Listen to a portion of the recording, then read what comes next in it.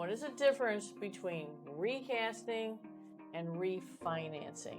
So we're doing a lot of the recasting right now, and that's a case where somebody has bought a house, retained the one that they were living in, moved in, staged it, got it all ready, put it up for sale, sold it. And so now I got a bunch of cash.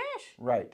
So I put the minimum down when I bought my house. I put 5% down. Yeah. Now I've got another 15, 20%, whatever I made from my house. Yeah, say it's 50 or 100 grand. Right. So when I bought the new one, I put 5% down, so I've got mortgage insurance. Okay, and the principal and interest is a little bit higher than what I want. So what? Ooh, it's a high payment if I Guild only mortgage put 5%. allows. It's a recast, and what you're going to do is you're going to take that money that you've got, you're going to send it into Guild, then you're going to request that they adjust the payment to reflect the new principal balance. And you mean I got to lower my payment? Yes, and wait, I got to pay for this? You don't have to pay anything. We do it for free. Oh my gosh! We'll only do it once a year, and it has to be a minimum of $10,000. But we'll also, as long as you're paying it down below 80%, we'll also remove that mortgage insurance. Woo! Now wait a minute. So I just closed last week. Right.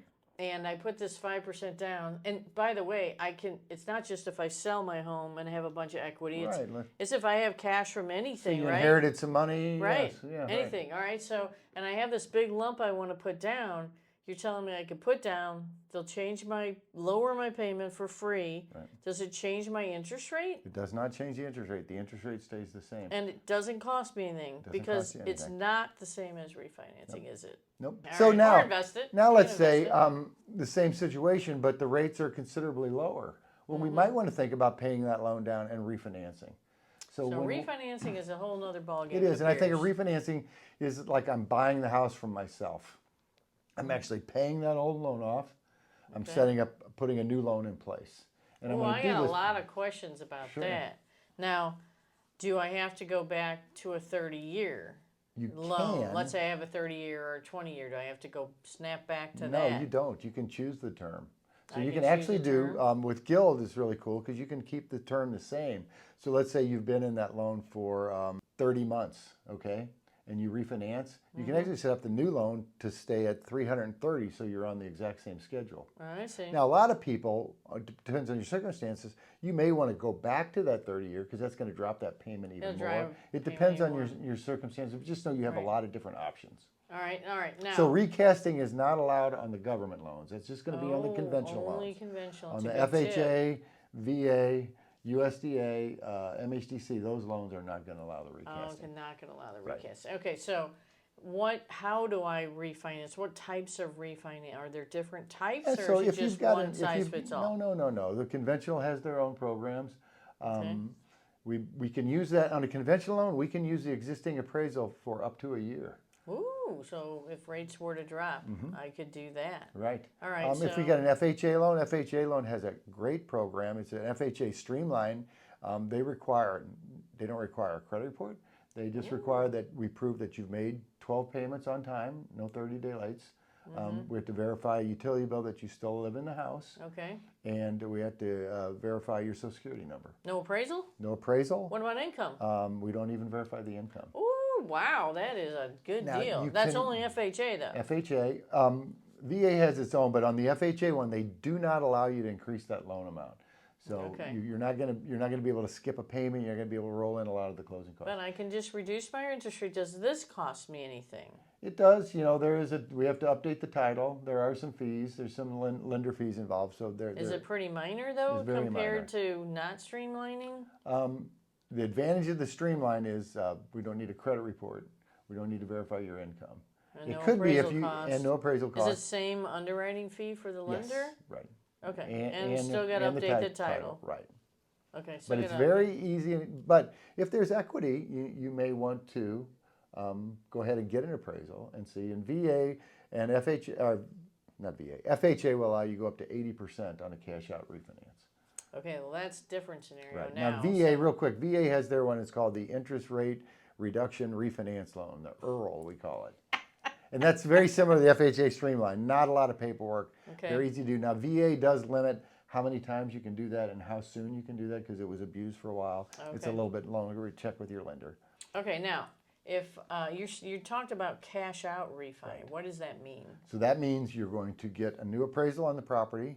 hopefully even following your home bot, knowing where your equity is, and we can go up to 80% of that value, pay off the loan, and whatever's left there, you can get a cash at closing, and you can use that for whatever. So if I have a house that's worth $400,000, I can borrow up to $320,000 on it.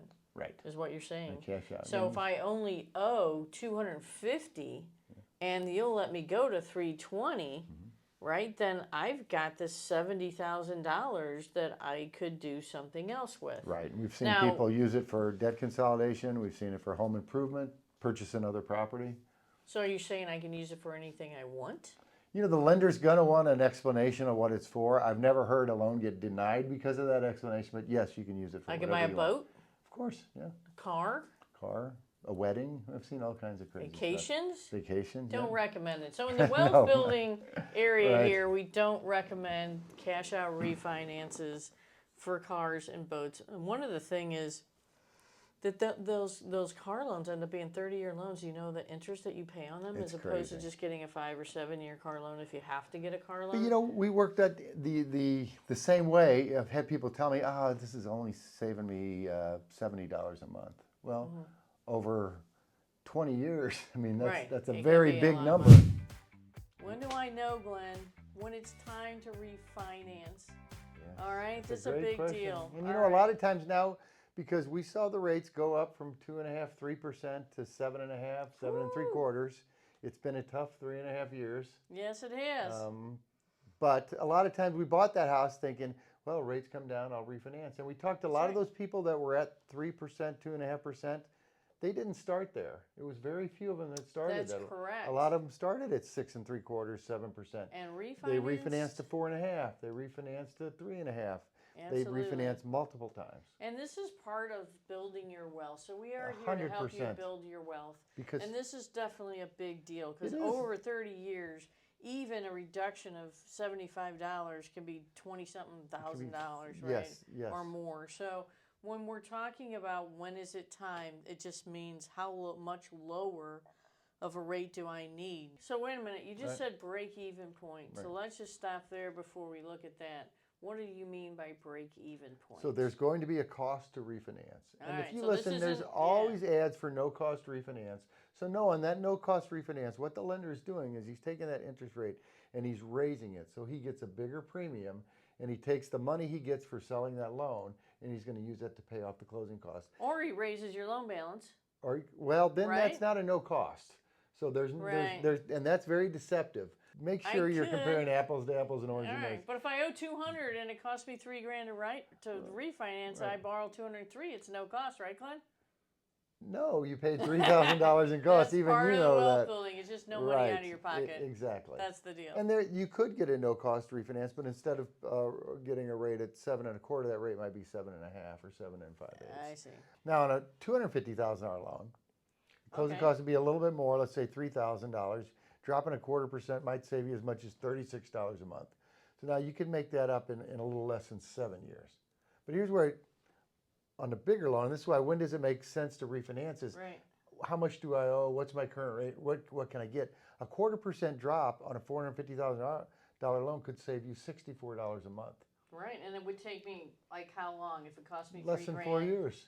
Now let's look at a half percent interest on that same $450,000 loans. That's going to save you $127 a month. Wow. Approximately. And how fast can I make up that $3,000? A little less than 2 years. Ooh, so now you're talking. Now you're cooking with gas, right? So a 0.5%, a 0.25% may do it if I have the higher loan amount. Yes. Now on a $250,000, which is kind of about where the average loan amount would be for me.